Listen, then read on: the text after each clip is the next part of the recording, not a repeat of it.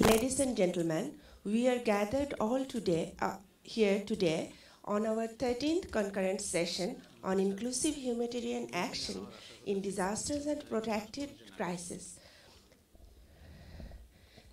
The session is colorful by the gracious presence of our Honorable State Minister for Foreign Affairs, Mr. Shahriar Alam MP, and as Chair of the session, Mr. Zakir Hossain Akhand, Additional Secretary, Ministry of Disaster Management and Relief. I request the panel speakers, Mr. Bipin Acharya from USEP, Nepal, Mr. Lieutenant General Aziz Ahmed, Quartermaster General of Bangladesh Army, Mr. Majidul Haq from Handicap International, and Mr. Rathindranath Bishwas from CGIS to take their seat on dais.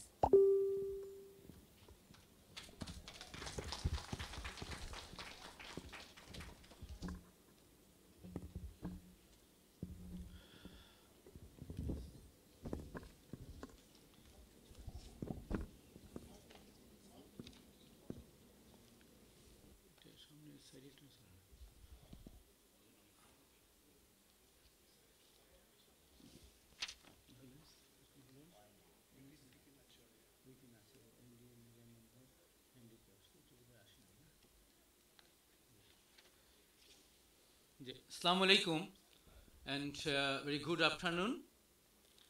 It's close to afternoon, that's why I'm telling afternoon, I think.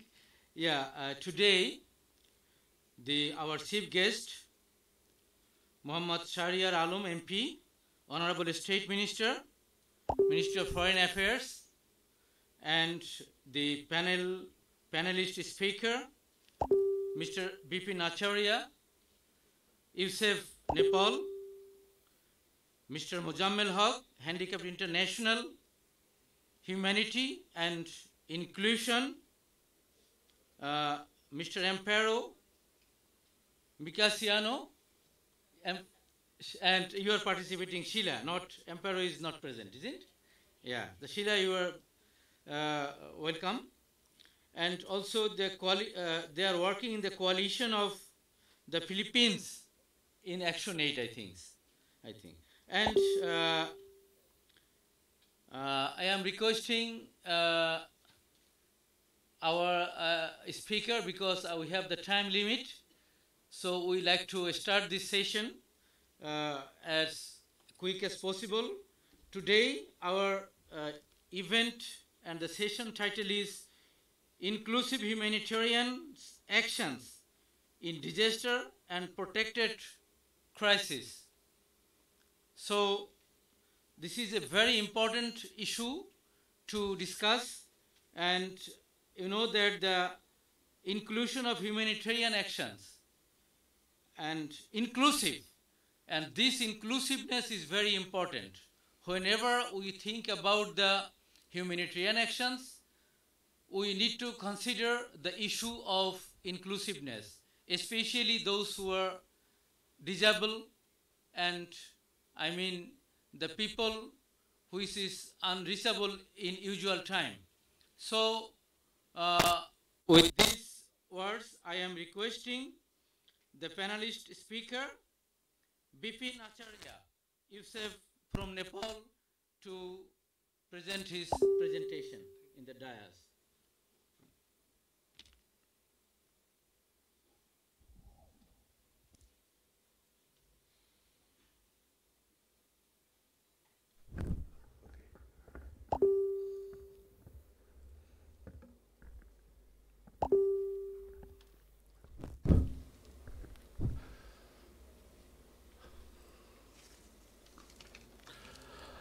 Respected Chairperson, Ministry of Honorable State Minister for Foreign Affairs, our Chief Guest, Chairperson, respected panelists, respected person present in this hall, ladies and gentlemen, this is Bipin Acharya from Kathmandu, Nepal, presenting on pragmatic experience what I get on post-earthquake action and some of the experience from USEP Nepal. I'll be focusing on earthquake scenario in brief and work done by USEP Nepal. USEP Nepal is one of the oldest NGO as founded by Sir Lindsay Alan Chenle, and we have USEP Bangladesh here in Bangladesh also. And there will be some personal experience and important component in ports, disaster situation, and getting some feedback from you people. Well, in April 25, 2015, there was a magnitude of 7.8 earthquake. All of a sudden strike. It was called Gorkha earthquake, and there was a series of other earthquakes in Nepal, and 15 districts of Nepal were affected by the earthquake. More than 9,000 people were killed, and more than like 22,000 were injured. 60,000 plus structures were damaged, and it was really like a time of sorrow in Nepal. Well, I will come back to USEP Nepal, one of the oldest NGO, and it is working with various partner organizations. Suddenly, like called emergency and sit for the meeting, coordination meeting. One of its partner, like Fincher's Aid, was ready to provide support on relief material. So there was a meeting on, and there was a coordination meeting and strategy formulation, and concerned stakeholder from local government and government bodies, Nepal police and army were taken into consideration with quick need assessment. Well, there is another like education in emergency project done by the same organization. I'll come later on. So these are some of the data that we provided in post-earthquake scenario. And the quick shortage of supply was done in quick basis and finalizing and providing relief material. Education in emergency project was found as a need when we were like distributing different relief material, seeing the people and the children, and they were affected from the trauma. And actually, education in emergency project work for both hardware component and software component. As in earlier session of psychology, there was like Maslow hierarchy of needs. So first thing we did relief, and later on we look other component. So in hardware component, like USEP Nepal in support of FCA built like temporary learning center, latrine, child-friendly spaces, and in software component there are training 2 resource person on WAS, DRR, inclusive and disability, psychosocial support, and later on these resource person provide training to other part of Nepal to create synergy, and it was really a quick response. Strategy like plan, act, and check again. Well, the beauty of training was like that. It was a 2-day residential training with role play and earthquake drill and various session. And the resource person were conducting another 18 events in different part of district of Nepal, like mainly in 3 areas per accessible. Even though there were 15 districts, we only get access to only 3 districts. And this teacher was expected to pass the information of other teacher, staff, and other stakeholders within the community. And these are some numbers. I'm not going to every detail as I have time limit. And there were different components that we included in the relief material. And it was distributed in different parts. And these are actually the child-friendly space we constructed. And you can see in the support of Nepal Army and other security, we distributed relief material. It was really a difficult job in the time of like post-earthquake scenario. And I'm going to share another like personal experience. Like in the earthquake, we have certain network within the Kathmandu, and all the people were distributing relief material and providing other support. And at the time, there were a lot of people, they were not able to sleep, feeling anxiety at the time, and we thought to do something for the people. And the people of like-minded people come together and start a campaign of Hug and Heal campaign. It was like, it started with distribution of flour and listening to people's sorrow and consoling them. The main camp was like placed near the earthquake affected area, near medical camp. They were present of different psychologists, healer, and student. And initially they were provided with the training, and later on they move. They make a group of 5 people and go to the different area. If they can, there are presence of counselor or psychologist. If they can console at the time, they do there. Otherwise, they refer them to the camp. And if it was the case is more serious, then we refer to another hospital as per the need. And another like important component delivered was called neuro-linguistic programming. It is like programming which include the putting positive insight to the people after the disaster. So here are some of the picture, and this is the training provided to the volunteer before mobilization. It was short training for 3 and 4 hours. And it is a healing done to different like security person also as per time. They were really hectic time for the security and other army people also, so it really worked. And the next day the people could never like to sleep. They told that they were able to sleep after the disaster. And it was like media coverage highlighting the software component and important of this software component in the disaster. And like I'm going to say another part is like suppose how loose network work in time of disaster. It was like beauty in Nepal that the local people and community people do their best, and the teamwork was really good at the time. Even the government support was there. It was not readily available at all the places, so the community people work and do their best to supply. And like there were like supplies of distribution of masks, medicine, cleaning area with like phenol, and they used like PUs in water as a wash component, and different support what they can do in the community. And another thing is that they communicate the problem to the concerned person, so it is easier for the people to go and help. Okay. Big section in disaster inclusive. I went to the place. There was construction of TLC and latrine, and I was wondering how it is possible in such area for disabled. The road is not good, but the construction authority and government is allowing like disabled friendly buildings. So we need to think about it while making a guideline, or like thinking about making a smart city where the disabled people can live. And USEP Nepal didn't stop making only temporary learning center. We associated with many projects, and we built more than 100 buildings for the people, and we provided like human resources. They can work for like earthquake resilience building, and they can work later on also. And so these are some of the picture and moral of the training. And we work from plain Tarai to hill area in Nepal.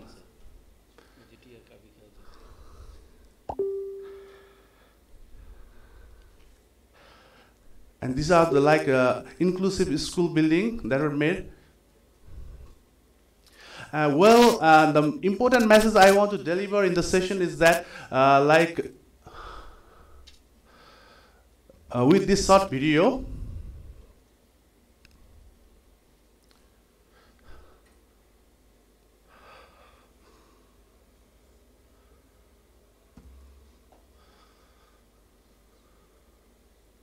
is the sound? Sorry. Can you help me? Okay, thank you.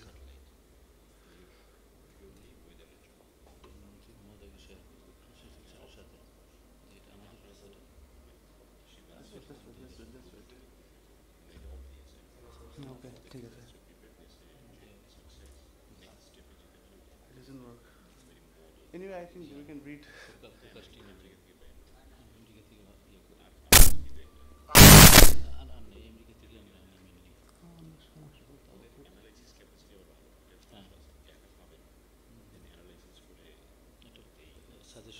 Sounds like no problem, no problem. How much time I ask? I think we have time constraint for the participant. We would like to inform one thing, and the panelists also, that we would like to conclude our session on 8 p.m. So we have it is 50 minutes in hand. I want to show this disabled. If it is for 2-3 minutes, then you can show it. Okay. Yeah. No, it's a really short video. Actually, we are like including the disabled people with skill training, so like they can work later. And I have seen in many places in post-earthquake scenario there was distribution of relief material and other things, but it is very important for the people to get skill in what they are comfortable with, and so they can be later on make the earning for the living also.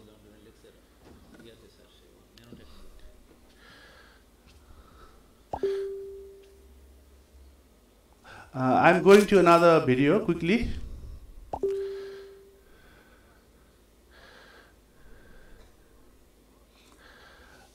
with this video, I want to show that how it is possible for disabled people to like live in this area, even though we are making an earthquake resilience building, and actually we are providing training to make an earthquake resilience building, so that later on this like skilled people also can make an earthquake resilience building in Nepal, so it can withhold some magnitude of the earthquake that can arise later on also.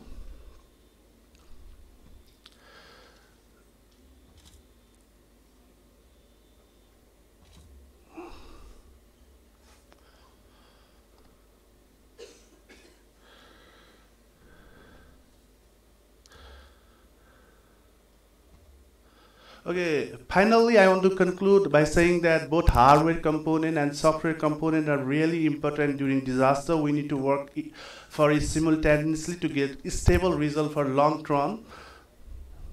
And with the teamwork and the community people, government and all the stakeholders with positive attitude, we can rise again from the disaster. Thank you very much.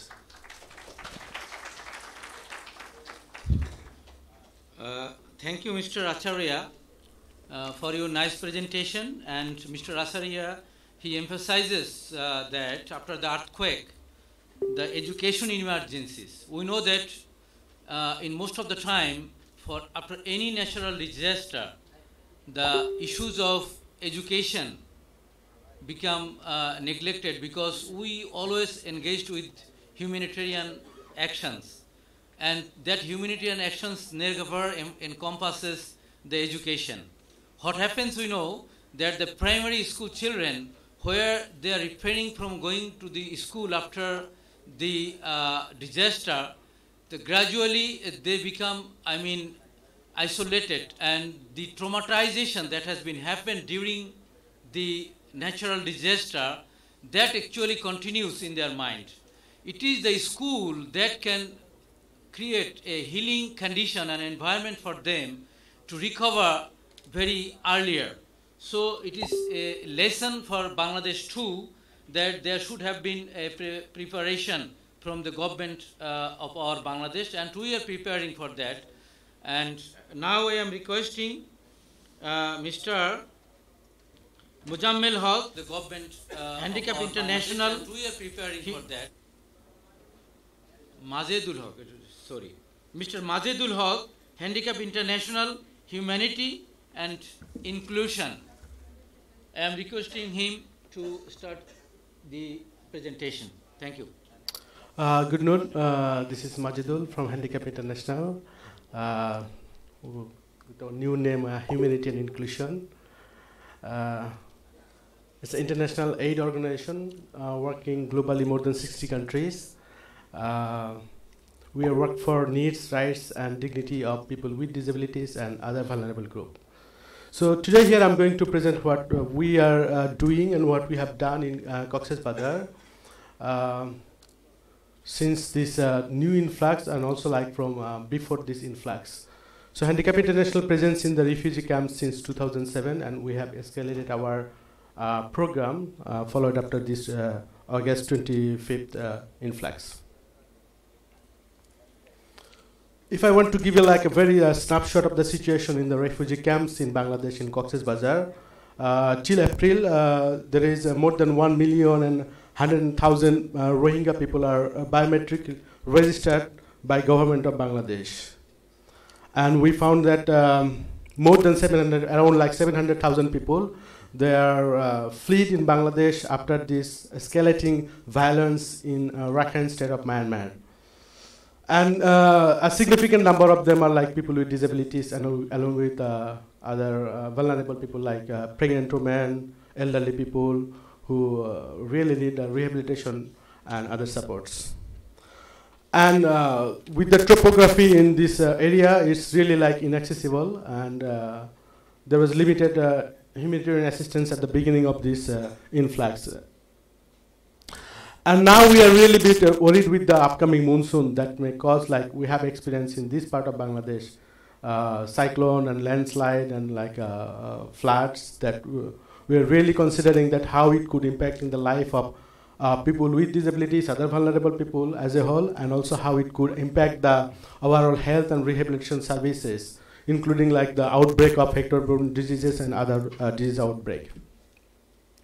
You can see the geographical distribution of the camps, the mega camp, like world biggest camps in the Bangladesh, and the topography is like really hilly, and you can imagine the situation of people with disabilities in terms of their life, in their mobility, access to the services. I just want to give a snapshot that globally that what Handicap International found along a study by Handicap International along with IDA and IDDC that shows like the 75% of persons with disabilities, they express that they have having difficulties to access humanitarian assistance. And the study report also shows that 92% of humanitarian actors, they show that they could not consider the specific need of people with disabilities. That shows how the situation of people with disabilities in a humanitarian crisis. So considering this this fact, like Handicap International and other agencies and UN bodies, we have launched the Charter on Inclusion of People with Disabilities in Humanitarian Summit, World Humanitarian Summit in 2016. And the current goal of Handicap International in Cox's Bazar to prevent disability, to prevent the burden of people with disabilities and their caregivers, improve their mobility and access to the services, and also Handicap International want to advocate the other mainstreaming humanitarian actors to make their humanitarian activities inclusive for people with disabilities and other vulnerable people. And we're targeting primarily extremely vulnerable people, particularly people with disabilities, injuries, and other vulnerable people. And our modalities, immediate after this influx, we form different mobile teams. And they start working in the different sites, including the border, transit center, and the new settlement. We also start extending our activities in the Cox's Bazar General Hospital, where we found a significant number of people with injuries and burned and other injured people are admitted there and post-surgical, where they need immediate rehabilitation to prevent their disability. While often the rehabilitation is considered as an afterthought on emergency situation, but it is really important to start at the acute phase of the disaster. And our mobile team that is composed of the pool of rehab professionals that include physiotherapists, occupational therapists, speech and language therapists, prosthetists and orthotists. We also have a team with the nurses, psychologists, social worker, the protection officer, and sports therapy facilitator. It's a comprehensive services that we offered for people with disabilities and other vulnerable people. So immediately after the influx, we start extending our support in this transit center, in the border, mainly to provide the psychosocial first aid, and then safe transfer, and then also providing primary rehabilitation therapy, including provision of some own care services, safe transfer, and also the mobility device if they needed. Gradually, we extend our rehab services at the hospital, district level hospital in Cox's Bazar, and to sub-district hospital in Ukhia and Teknaf, along with activities with IFRC, with IOM, and MSF hospital. We have rehab corner. And in this hospital, we have activities in the bedside rehab services and also rehab corner. And along with the rehab services, it was not a rehab alone. It's a comprehensive services where our team with psychologists, they also provide the primary psychosocial supports there. And then we gradually start working in the community, provide home visits, own care in the community, rehab services, provide referral information so that they can know where to go for the basic and other services, and accompany them to access these services. And in the later stage, we will to continue supporting the caregiver education so that they can also aware about the rehab services and they have all this information about the humanitarian assistance available in this area. Along with provision of the assistive device, we also provide physical accessibility in these camps as much as possible, which is really, really difficult to ensure full accessible. We also support after the diphtheria outbreak because lots of people, they have impairment followed after diphtheria. So we provide rehab services, awareness session. So this mainly that I'm presenting here in specific services, but Handicap International, we also provide basic need services that include food relief and also non-food item. But our intervention mainly focus on specific target. We do not target like blanket coverage for food and non-food, because we found lots of people with disabilities, they are a bit excluded from the mainstreaming humanitarian assistance. And we have like DRM, specific DRM approach, not only in Cox's Bazar, but globally in Handicap International, that rather having like specific DRM intervention, Handicap International consider DRM as a cross-cutting issue. We include in all our activities. For example, when we are providing rehab services to persons with disabilities, we also want to train them how to be prepared for disaster, how to access like early warning messages, how to be prepared, like if they have to take shelter, what they should consider. So disaster risk management activity is our like cross-cutting activity. Even in our development activity, when we have like livelihood activities, we also ensure this livelihood activity should be disaster resilience. Beyond this, we also have some specific DRR initiative in Cox's Bazar, particularly like this risk assessment and this reallocation in shelter management. We are working with our mainstreaming partner to provide them technical support so that their DRM activity could be inclusive. We are also working with the trauma working group to facilitate like own care and early intervention for people with injuries. And for the upcoming disaster and monsoon, we are also pre-positioning emergency rehab kits for Cox's Bazar. So the challenge, we can, the first challenge we can see that there is a huge need compared to the research that we have available. And identification like a disability segregated data that is almost missing in the, our regular data management and monitoring systems in Cox's Bazar. And lack of capacity within the country team in the emergency rehab support. But in that point, I would like to highlight that government of Bangladesh, they had like more than 103 rehab center globally, like in all over the Bangladesh, in every district, like 64 district. That is quite unique, how I will say that intervention that government of Bangladesh taken in Bangladesh is really rare globally. But still, compared to our need, there is a need to expand these services. And also this rehab professional need further capacity building, how to promote, like how to support people with disabilities or injuries in a disaster situation. That Handicap International and other rehab professional association in Bangladesh, we are working side by side. And another key challenges here in Bangladesh is that the coordination between health and rehab service provider. That is really important and missing. Like often rehab is considered as like a chronic stage, later stage, and the health service provider, they do not have enough knowledge and information about the rehab and the rehabilitation professionals.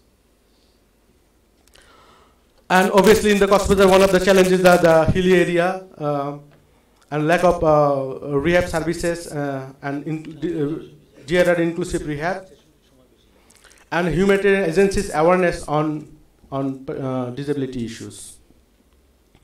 So our recommendation is to conduct training of our existing rehab professionals. Yeah. And on this point, Handicap International is going to organize a training with all the rehab professional association in July in partnership with UKMed. So we are going to organize a 4-day training. And there is also like minimum standard on rehabilitation by WHO, where Handicap International, CBM, ICRC closely and WHO work closely, where it is clearly mentioned the standard on rehabilitation in an emergency situations, and enhance the coordination mechanism. And we urgently request everybody and to endorse the Charter on Inclusion of People with Disabilities in Humanitarian Action, which is endorsed by more than 160 agencies. And the 5 key commitment in this charter that says non-discrimination to persons with disabilities, participation of persons with disabilities in all humanitarian decision making, inclusive policy and data management and data collection, monitoring for people with disabilities, inclusive response and services, and cooperation and coordination. So you can have access to this humanitarian charter, like Charter on Inclusion of People with Disabilities in this site. Thank you. Thank you, Mr. Majidul Haq, for his excellent presentation and the humanitarian activities that has been conducted by Handicapped International in Bangladesh and other countries. He emphasizes one of the things which is very important, the vulnerability of the disabled people during disaster and the after disaster. So we know that the handicapped people, they are 4 times vulnerable. Their vulnerability is 4 times higher than that of a usual person. So this is a very important area. He talked and he also suggested and recommended a lot of actions that needs to be considered. And I think we really enjoyed his presentation. Now I am requesting Sheila Kabusao, National Rural Women Coalition from Philippines.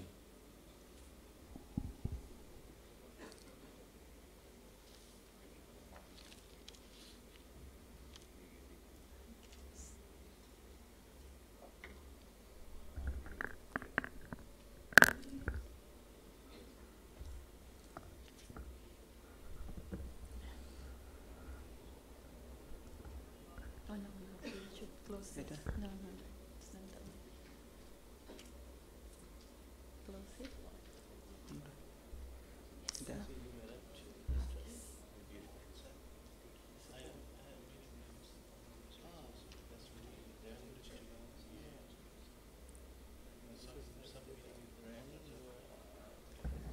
Hi, good afternoon. So this is Sheila from Philippines. So now I'm actually showcasing to you a case study from the Philippines based on our experience from Typhoon Haiyan in 2013. So this is around women leadership in disaster preparedness and emergency response. So this is also in collaboration with our WINET, or the Women in Emergency Network, which is a product of our initiative in the Philippines. So just to give you a glimpse, so from Bangladesh, let me bring you to the Philippines. So Philippines is an archipelago composed of 7,641 islands, and 2,000 of the islands are inhabited. So we are really blessed with beautiful beaches and flora and fauna. But however, even though we have nice beaches and everything, but as you can see in this multi-hazard map, you can actually see that Philippines are so exposed in different kinds of disasters. So like the earthquakes, volcanic eruptions, and tropical storms. So as you can see, it's around 100% of the entire country is actually exposed to disasters. And with that, actually Philippines has been ranked as the 3rd of the most disaster-prone countries in the world. And it's because Philippines has been, located in the Pacific Ring of Fire, and at least in a year we experience around 20 tropical cyclones, or we call it typhoon. And at least 2 to 3 of these typhoons are really intense. And on top of that as well, in the southern Mindanao, we also experience decades of conflict situation because of religious differences and some interest in the national resources, and at the same time, the identity issues of the Moro population. The Moro is actually the Muslim population in the Philippines. So just recently, we experienced the Zamboanga siege, and last year is the Marawi siege. So around the inclusion of women and policy on DRR, so these are actually the available policy and legal instruments currently in the Philippines. So we have the Republic Act 97110, or the Magna Carta of Women. Under this law, actually, there's a provision of 5% allocation for gender and development that has been mandated to all government agencies and local government units to implement it. And we have the Republic Act 10121, the Disaster Risk Reduction and Management Act, which is under this law as well, is that all barangay is the smallest form of government in the Philippines, has to allocate not less than 5% of their budget for disaster preparedness and response. So the rest are like the Climate Change Act and the Action Plan, and also the Local Governance Code. So actually is focusing around women. So why women? Because like the United Nations Division for the Advancement of Women acknowledged that in natural disasters, women are actually disproportionately affected than men. And there's also a double suffering emanating from the gender roles associated to women. And at the same time, women are actually doing the unpaid care work, like during an emergency, they're taking care of their children, the elderly, and the members of the family who have disability, and etc. And then at the same time, post-disaster, women and girls are actually subjected to violence and trafficking. So just to bring you back again to our response in the Philippines during Typhoon Haiyan, just to give you an overview, so Typhoon Haiyan made 6 landfalls on 8 November 2013, sweeping the central regions of the Philippines. So it brought torrential rain at a maximum speed of 315 km per hour and a storm surge of over 4 meters. And it killed 6,329 people, 1,074 are missing, and displaces around 4 million people. So it's really quite huge, and Typhoon Yolanda was categorized as Category 5 tropical storm. And it has been the strongest typhoon ever that's been recorded. So just to give you a glimpse of what happened, so this is the aftermath of the typhoon. So as you can see, the families, the women are trying to find some shelters because everything during the time was really devastated. So this is also in Palo. The church where people were trying to take shelter were also severely destroyed. And this one was the women are trying to flee from their areas because during the time, for 2 weeks, the area is really unreachable. The roads are impassable. So as you can see, people are already been covering their nose because bodies are already decomposing. And because of that, because of the delay of the response from the government and the humanitarian sectors, so the people were actually, forced to loot establishments in Tacloban just to find some food, because even if you have money during the time, there's no available resources where you can buy food, clothes, and everything. So they were forced to loot in the establishments. And so after a few days of the typhoon, that's the only time where the government would be able to do the clearing operations, taking the dead bodies on the street. So why we, again, work with women? Because during our response, we found out that in the 2 weeks isolation of the communities, while men were looking for some food and trying to find some family members, women were actually in the communities trying to support each other, take whatever they can salvage from the aftermath, the food, materials, and everything, so that they could manage to make some shelters and food for the whole community as well. And this has not been acknowledged by the government and the humanitarian sector, their contribution in the disaster preparedness and response. So with ActionAid, so apart from we're doing a lot of things as well, so we just want to focus on the women leadership. So this time we try to organize the collectives, the women collectives in the communities, and teach them about their rights and what they should do and everything. And they're also involved in, packing of the relief goods. So we engage them because mostly they are the ones who are left behind in the communities.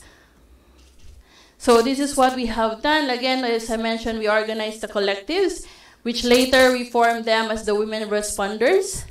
And then these women responders were trained on disaster preparedness and response. We provided them with training, early warning devices and emergency equipment. And we also lobbied in the local government to provide a structure for these women responders so that they can hold their office there and they can keep their equipment, which actually was successful in some of the areas we're working with. And then after several consultations as well with the collectives, then we have supported them to develop a barangay development plan and a budget. And also integrated in this plan was the women's agenda. And we presented it in different stakeholders, including the government, to raise funds to immediately implement the activities that they need in the community. And then integrating the technical skills they have gained from the capacity building we have provided into them. Then they also integrated the indigenous knowledge that they have already. So this is just a sample. This is in Marabut. So this is the women collectives we organize there and train. So we have provided them the equipment like this one, the solar panels, the lights, early warning devices. And then these are the solar lamps. And in Marabut, there's actually a natural cave. So this is what we say. They use this cave as an evacuation center. So they also lobbied in the women's agenda that they have developed to advocate that the government should provide stairs in that cave so that it would be more accessible for women, elderly, and people with disability to move in that cave whenever there's a disaster. So this is just a drill. They conducted an evacuation drill. So you have very little time in hand, please. Yes, it's very close. So this is the evacuation drill that they did in that cave. And so with this experience, so our partners in the Philippines acknowledge that there's actually a need to scale it up in different areas of the Philippines. So that's why the Women in Emergency Network was actually formed in 2016. So currently, this has been supported by ActionAid Australia. So we are providing capacity building to women, to the women collectives, and on women protection and emergency and resilience. So what are the salient points of this network? So it emphasizes on community-based approaches that build women's political leadership in DRR and cultivates effectual indigenous solutions. The community-based approach focused more on rights holders who are supporting the organizing and capacity building of vulnerable groups, recognize the frontline roles of women during and after disaster, and emphasize local context, including socio-cultural factors that give rise to gender and protection issues. And at the national level, the network facilitates and advocates for review of policy instruments and enforcement of these laws at the barangay level, like the BDRRM and the GAD budget, ensuring that the planning process will be participatory and well represented. And the network also aims to propose a law on women's rights and protection in emergency at national level, amend DRR law integrating WHR or the Women Human Rights provisions into the new DRR law, and then increase awareness of the need to increase budget on women and DRRM, and then lobby for sex, age, disability, disaggregated data, basically from the government. So this is it. Thank you. Just to end it, this is a very encouraging message from one of the communities there after Typhoon Yolanda. The message was, we are roofless and homeless, but we are not hopeless. So technically, Filipinos are really resilient to disasters. Thank you and mabuhay. Thank you, Sheila Kabulsao, for her excellent and very informative presentation regarding Philippines. And we also know from her that any delay in rescue operation that can create a disaster much more disastrous and more, life endangering situation. So I think we learned a lot from her presentation. And now I am our last presenter, whose name was not announced earlier. He is Mr. Rathindranath Biswas, and he is working in CEZIS, and his presentation will be mostly on Bangladesh context. Thank you, Mr. Rathindra. And Mr. Rathindra, we are compelled to allot time for you because your time was not earlier determined. So you will get 3 minutes altogether.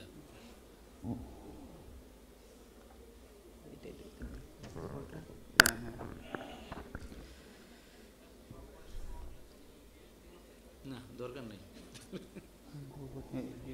বড় এটা দিন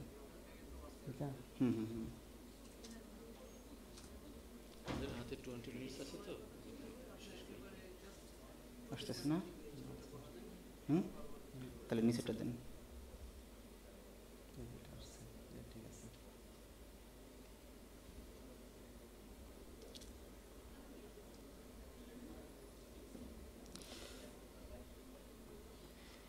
Thank you, Honorable Chair, and a special guest and delegates and participants. My research paper titled Climate Change Induced Disaster Risk Reduction and Adaptation Through Non-Farm Rural Livelihood Diversification. Climate change is a global concern nowadays. In many parts of the world, climate change experiences a regional and local scale. Thank you. The adaptation-based practice examined related to climate change-induced disaster risk management through non-farm rural livelihood diversification. This study faced severe food insecurity every year due to climate change-induced major disasters like flood, riverbank erosion, tropical cyclones, salinity incursion, and drought.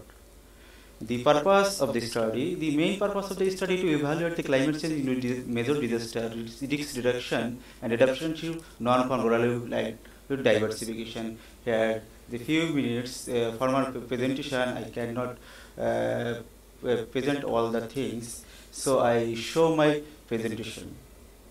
Here is my study area. Gopalganj district is the southern part of the Bangladesh. Mainly Gopalganj district comprises of three landforms: Gopalganj Bill, Lower Ganges River floodplain, Old Brahmaputra, Old Meghna floodplain. Data collection, basically primary is the base of this research paper, and using remote sensing and GIS application, I prepared different types of disaster map, which is shown in the next. There are different types of natural disaster which is climate induced, such like that flood, riverbank erosion, salinity incursion, and drought. There is a special variability showing in the four maps. There are another climate change induced hazard like that heavy rainfall, waterlogging, also. Here is showing the impacts of climate change induced disaster in agriculture system and other land use. Disaster risks in agriculture system and other land use land cover in the study area, particularly in the study area land use land cover, particularly agriculture system where agriculture crop production has been produced is adversely impacted by climate change induced major disaster. Rural livelihood diversification from the farm to non-farm livelihood diversification, mainly in the study area. The livelihood of non-farm workers are mainly food and food products, engineering workshop, and furniture and forest, glass and ceramic, paper and board, and their percentage of the worker. Those workers are selected who were engaged in the past in agriculture system. Nowadays, they are engaged in non-farm economic sectors for their livelihood development.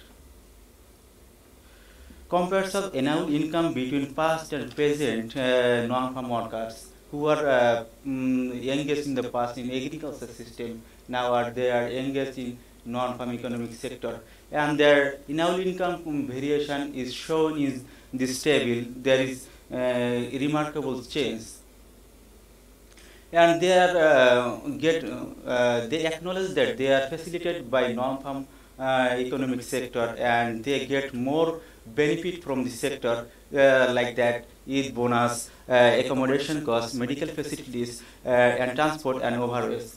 On the other hand, we can see from the field observation, and they acknowledge that they don't get in agriculture system like that crop production, such like that facilities. So we can say that the non-farm workers get benefits fitted during the recent time comparing the agriculture system or agriculture activities. Mr. Rosindro, I am requesting you to go to recommendation part, because thank you very much, sir. Policy implication carried out the study pointed many barriers which challenge ability to people adapt to climate change. Most of the institutional factor, access to credit, lack of information and capacity building, To enhance the adaptation action and standard living, the people of the area need to initiate policy and literacy to contribute to sustainable development. The financial institution, especially the banks, microcredit system, SME foundation, could finance the lower interest and subsidize the input community level. Collective activities them would get institution by the capacity building and information dissemination and changing the climate condition and as adaptation measures. Thanks. Climate change have impacts over range of sectors including agriculture, water, human health, biodiversity and infrastructures. Although the importance and dimension climate change impact differs across the region through the over the times. Thanks to all.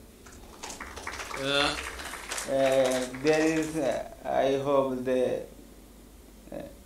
due to low time dimension, I cannot present my full paper. Thanks to the chairs and honorable guests and the participants and delegates for my presentation. Okay. So, Mr. Ratindra, thank you very much. We could have been more benefited if we could allot more time for him, but it was not scheduled earlier.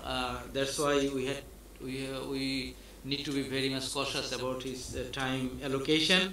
However, his findings regarding his study, the impact of climate change on productivity in the crops, livelihood, and other areas. In Bangladesh, though his study was very much confined in one district. However,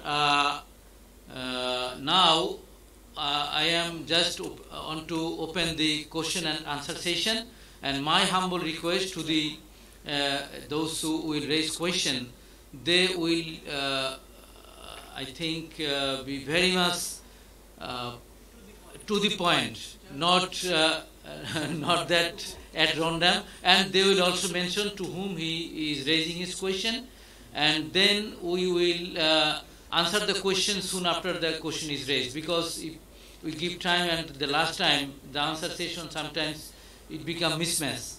So we will take questions, only 4 questions will be taken from the participant. 4. Yes, so I am requesting the person on the right side, the corner, please mention your name and your organization.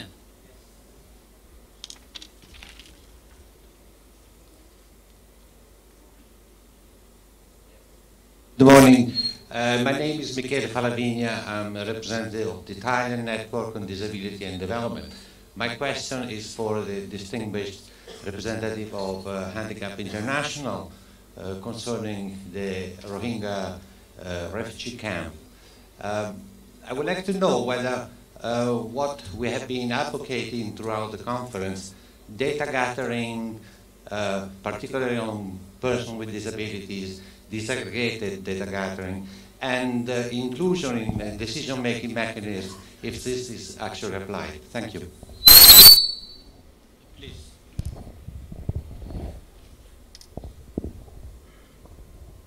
Thank you for your nice questions. It's really important issue about data gathering, disaggregated data, and inclusion of people with disabilities in all aspects of humanitarian access.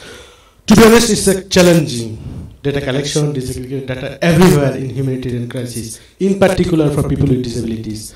There is always a concern about the number and figures of persons with disabilities. So in any way, for Handicap International, it was not the main priority to make most of our investment on collecting data of people with disabilities to identify them, rather than trying to support them. But however, immediate after this influx, Handicap International, we closely work with UNHCR to identify people with extremely vulnerable individuals, and we start providing support. And all our intervention, we are trying to include people with disabilities in their participation, and we are we have a very well organized coordination group in Cox's Bazar on different thematic where Handicap International present there, and we are advocating each of our the sector groups to make their activities inclusive for people with disabilities. Thank you. Then I think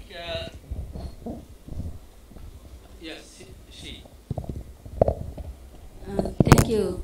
My name is Rabia Sultana. I worked in HelpAge International. We are working on population aging or elderly persons.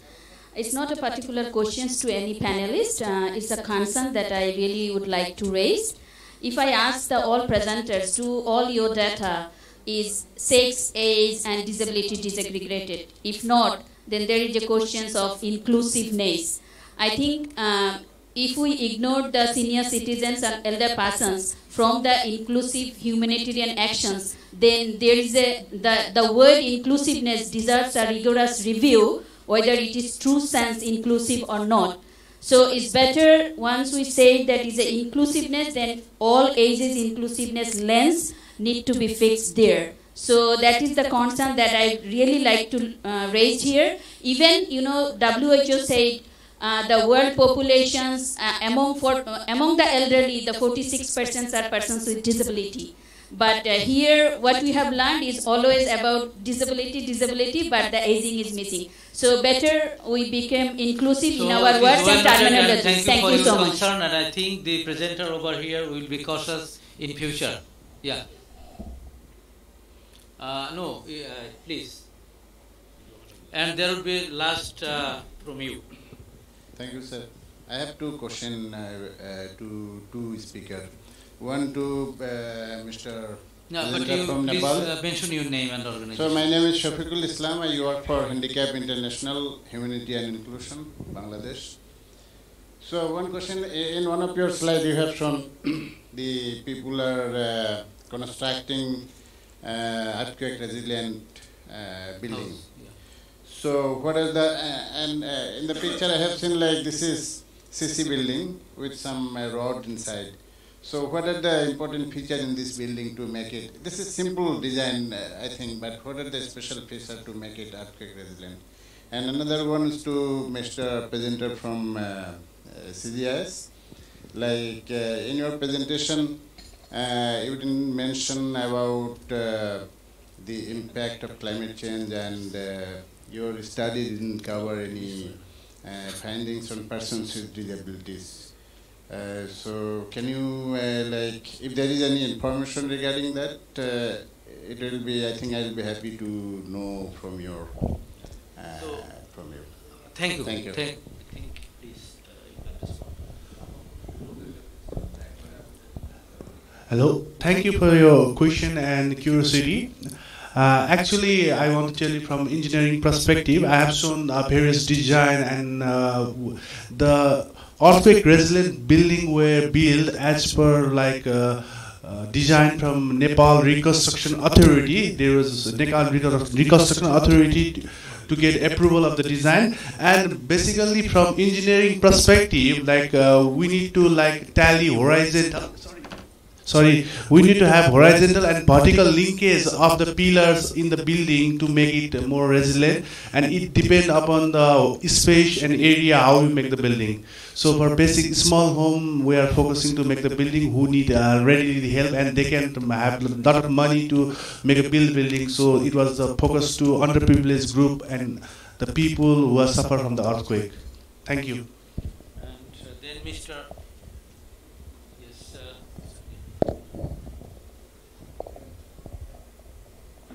My second objective is the impact of climate change induced disaster in agriculture system.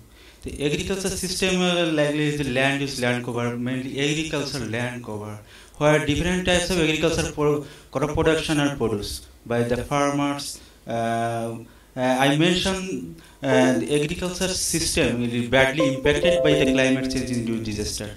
And I show the impacts of climate change induced disaster, a spatial variability, such like that different types of land use pattern, where you don't see my land use and land cover map, where I presented the land use land cover in agricultural land cover. Thank you. And I think there will be on the last question. Yeah, Mr. Khurshid from UNDP. Thank you, Honorable Chair. I think I want to say thanks to all panelists to make one point loud and clear, that inclusiveness matter, and we need to work on that. And thank you for that. I want to highlight 2 points from the experience of Bangladesh and Nepal on 2 disaster response to be included in the summary of the chair. Number one, very important point mentioned by my colleague from Handicap International, the relationship and working togetherness of doctors, medical doctor particularly, and psychosocial care provider. It is very important. I mentioned that yesterday as well. After the Iran earthquake, I found that many of the patients were released very quickly from the hospitals. There was no post-hospital care arrangement. As a result, many people, because they are traumatized, they stop taking medicine and they come back to hospital with infection, and then amputation has happened. So disaster can cause disability until the psychosocial care provider and medical doctor work hand in hand. That's very important. Second point I want to take from my colleague from Nepal, I think if you could, Honorable Chair, should also include that in your remark, in your summary, that all disaster brings opportunity despite a lot of problem. And he has shown how people with disability can be included in the rehabilitation process. New skills that you have shown that they are now taking part in the rebuilding. It is not just rebuilding, the skills they acquired can be utilized for their future as well. So how we can also correct some of the historical injustice that disabled people are experiencing through the recovery is also an important point. Thank you so much, Honorable Chair. Thank you for your nice opinion and suggestion. I think it will be duly undertaken by our participants and also our presenter. Now the turn is for our Honorable State Minister, Shahriar Alam, and for which we are keenly waiting.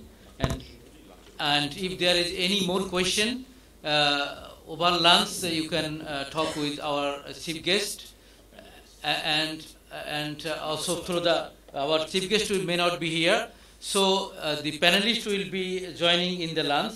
So I am requesting those who wanted to, we couldn't take the questions, but you can talk with the speakers or presenters during lunch time. Yeah, thank you. And now I am requesting our Honorable Chief Guest, Honorable State Minister for Foreign Affairs, Shahriar Alam, MP.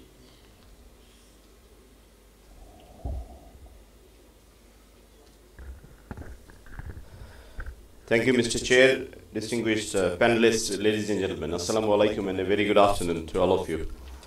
I'm happy, obviously, to be here today, and let me thank the Ministry of Disaster Management and Relief for organizing such a timely conference on such a very important topic as well. And this particular session, Inclusive Humanitarian Actions in Disaster and Protracted Crisis. And the notion of inclusive humanitarian actions responds to a very wide range of needs and priorities of all people affected by crisis, regardless of their age and status. And many of you have expressed your concern whether we, not just we as Bangladesh, but the other countries, especially the affected countries where the natural disaster is almost a part of our life. I welcome representatives from neighboring Nepal, from Philippines. I know representatives from Japan attending this conference, but probably not this particular session, and from many other countries, and sharing their thoughts and experience and measures that you are taking. And through these information sharing and exercises, we can pick up the best practices and avoid, as you say, reinventing the wheel. ESCAP reports reveals that at least 6% of all people affected by disaster acquire a physical, cognitive, or psychological disability. The Sendai statement that was adopted way back a couple of years ago in Japan stresses that disability inclusion in disaster risk reduction is critical for the creation of resilient, inclusive, and equitable societies. the long history of natural disaster in Bangladesh, we are very well aware, has enriched us with the wealth of experience in preparing for and responding to disaster events. Today, Bangladesh is recognized as a leader in adopting a more holistic approach to disaster management and risk reduction. And I'm sure, and we welcome the ideas, and we are not claiming that this is enough, and it's actually never enough. So we'll have to try doing better as time elapses. Our aim is to reduce the risk of people, especially the poor and the disadvantaged, from the effects of natural, environmental, and man-made disaster to a manageable and acceptable humanitarian level. And when I say disadvantaged, it's obviously the physically or differently, physically challenged and differently able individuals, the senior citizens of the country, the infants, the toddlers, all of them. We are now able to respond quickly by strengthening preparedness mechanism and creating stock of relief materials event at local level. Prime Minister Sheikh Hasina is determined to build a resilient nation pursuing the principle no more death in disaster. Our efforts in this regard is based on an inclusive approach. Distinguished participants of this session, man-made security-related emergencies like conflict and forced deportation have irreversible effect on persons with disabilities. Such indecencies also inflict disability in various ways. Both the Hyogo framework and Sendai framework have included disabilities, but they have fallen short in addressing and recognizing persons with disabilities inflicted and affected by conflicts and forced deportation. We talk about, just to explain, আমি এই অংশটুকু একটু বাংলায় বলি যে আমরা এই Sendai framework বা ইন্টারন্যাশনাল চার্টার এগ্রিমেন্টগুলি করতে গিয়ে আমরা কিন্তু ন্যাচারাল ডিজাস্টারকে আমলে নিয়েছি বেশি, কিন্তু আমরা দেখি না যে ম্যান মেড ডিজাস্টার যেগুলি এখন আরও বেশি পরিমাণ ঘটছে। আপনারা যদি খেয়াল করে দেখেন, ন্যাচারাল ডিজাস্টারের পাশাপাশি মনুষ্য সৃষ্ট সমস্যা কিন্তু মোটেই কম নয়। আপনি যদি সিরিয়ার কথা চিন্তা করেন, আপনি ইয়েমেনের কথা চিন্তা করেন, আপনি মিয়ানমারের কথা চিন্তা করেন, আপনি ইরাকের কথা চিন্তা করেন, আরও অনেক অন্যান্য জায়গা আছে যে জায়গাগুলিতে এই সমস্যাগুলি একটু রিলেটিভলি নিউ ফেনোমেনন, অতি সম্প্রতি হয়তো ঘটছে, কিন্তু এগুলিকেও এই আন্তর্জাতিক ফ্রেমওয়ার্কের আওতায় নিয়ে আসতে হবে।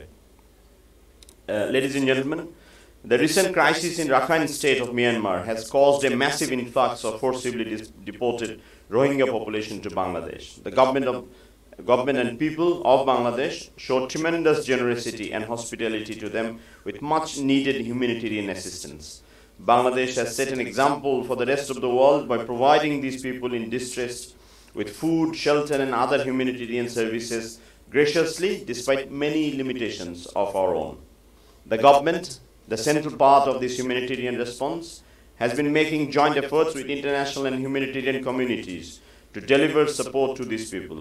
To do so in a coordinated manner, the government has engaged all relevant ministries and departments in collaborating with UN and other agencies in multi-sectoral needs assessment, consultations, and strategic planning.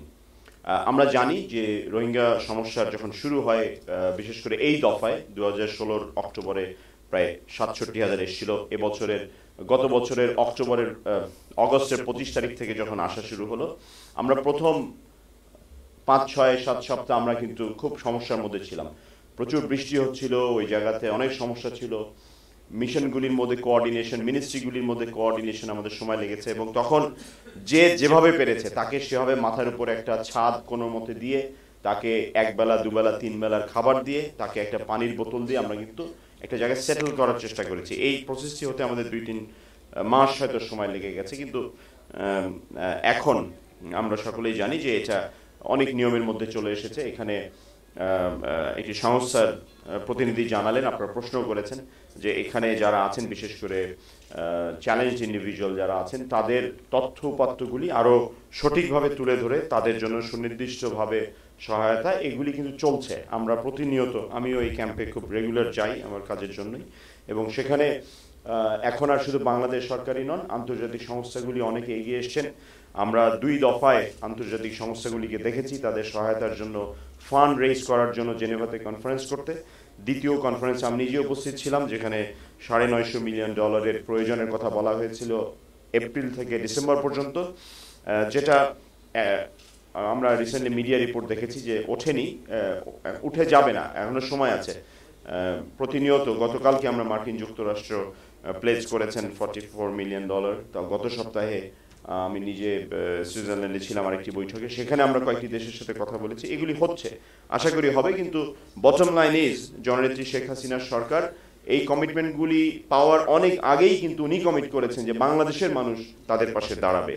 তো সেই মোটো নিয়ে আমরা কাজ করে যাচ্ছি। A national task force led by Ministry of Foreign Affairs gives policy directives for the overall coordination of the Rohingya response measures in an inclusive manner. The Ministry of Disaster Management and Relief has been coordinating the response on the ground with the support from the Bangladesh Army and Border Guard of Bangladesh. The Refugee Relief and Repatriation Commissioner, known as RRRC, and Deputy Commissioner of Cox's Bazar District have been playing critical role in the day-to-day coordination. In these humanitarian actions, the government has prioritized focusing on basic needs for the forcibly displaced Rohingya population, life-saving assistance, their well-being and dignity, as well as restoration of the severely damaged environment in the areas and surroundings. We are also mindful about the importance of confidence building between the displaced population and host community. এবং আমরা কৃতজ্ঞ, সকলেই বলেন যে ওখানকার স্থানীয় জনগণ যারা আছেন তারা যে সহানুভূতি দেখিয়েছেন এবং তারা অনেক ধৈর্যের সাথে নিজের অল্প সম্পদের পরিবারগুলির অল্প মাটি যদি অন্য দেশের ভিন দেশের অন্য মানুষ এসে হঠাৎ করে এসে থাকা শুরু করে, দখল করে নেয়, আমরা কিন্তু স্বাভাবিকভাবে একটু অন্যভাবে রিয়্যাক্ট করি।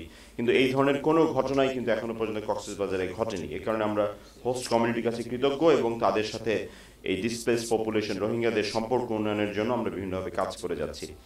We're trying to address these issues through various measures and sectoral plans to ensure the uninterrupted socio-economic development of the district with the support of the local communities.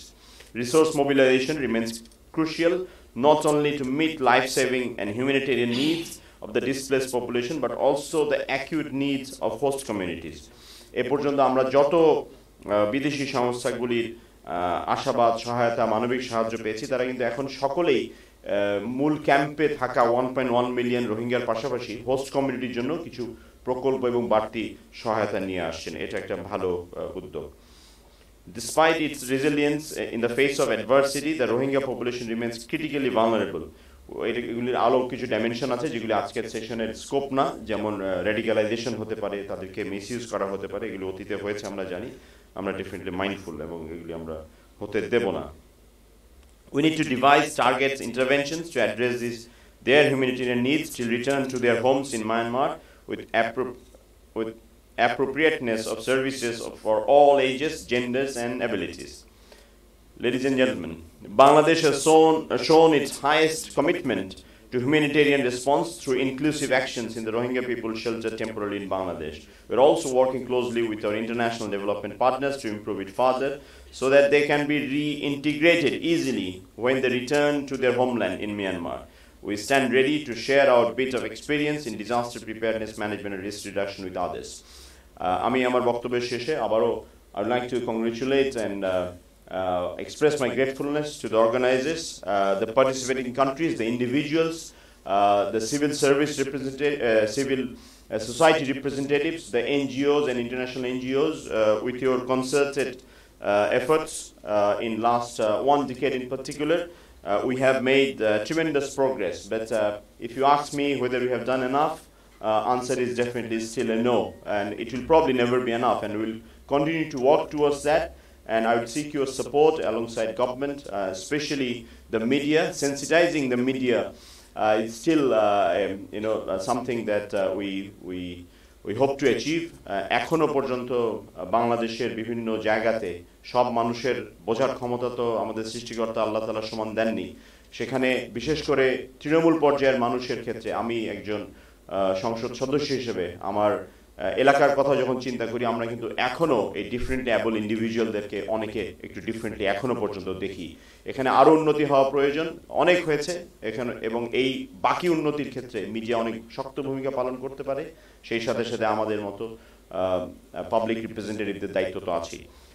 I'm again the friendly and like-minded countries and countries with similar challenges who are participating here. I would like to express my gratefulness, and it's a journey, it's a shared journey, sharing the best practices through such conferences and sessions, and I'm sure your stay here was useful, fruitful, and you have seen a bit of weather here while you were here. I was going through some of the statistics that off late lightning and thunderstorm has become a deadly phenomenon where we are losing lives every day. And government of Bangladesh recently undertook a project of 61 crore taka. We bought equipments and stationed them in different divisional headquarters and district, and through that we will be able to forecast lightning and thunderstorm, but not this year, hopefully next year. We are fine-tuning and calibrating those machines, and that will give a warning at least 10-15 minutes prior the event. Now, that's a challenge. Obviously, I'm sure the disaster management ministry will disseminate this because to evacuate people, to ask people to take a proper shelter in 10-15 minutes, it's quite a task. And I'm sure our ability will be challenged, but our ability in fighting cyclones and floods proved to be very successful, and the number of casualties and deaths and fatalities we have had has been reduced drastically over the years, and hopefully this new phenomenon of lightning and thunderstorm will be dealt with accordingly. আমি আবারও সকলকে ধন্যবাদ জানাচ্ছি এবং আমাকে এখানে আমন্ত্রণ জানানোর জন্য আপনাদেরকে ধন্যবাদ জানাচ্ছি। আপনারা সকলে ভালো থাকবেন। জয় বাংলা, জয় Bangabandhu.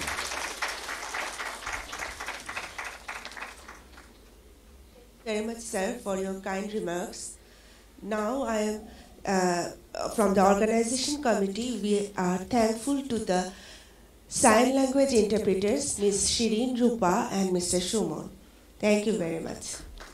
On behalf of the organizing committee, now the distribution of our token of love to the panel speakers. I requested to the chief guest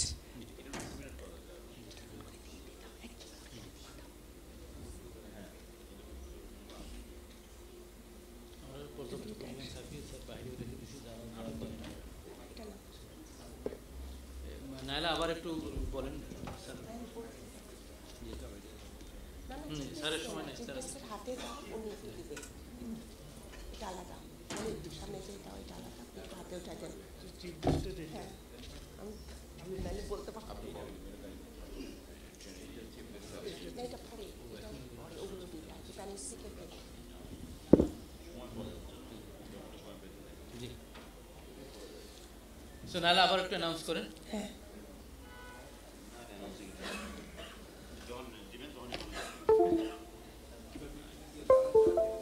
the gift is handed to the panel speaker,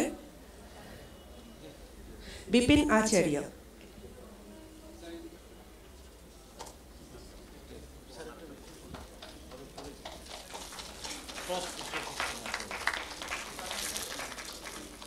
Thank you very much. Now the crest will be handed to Mr. Mazharul Haq from Handicap International.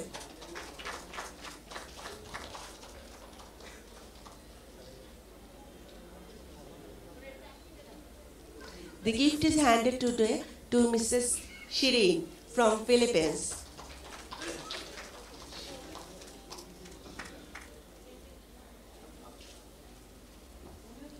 Now, the last panel speaker, Mr. Ravindra.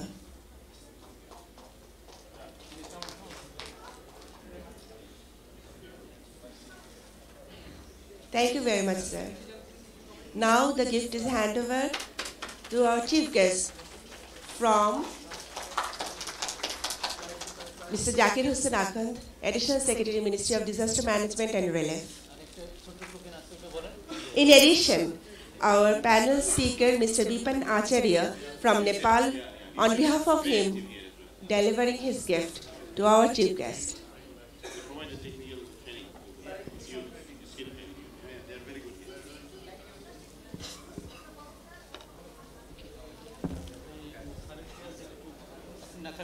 আমাদের লোকও আছে, আপনার কষ্ট হচ্ছে।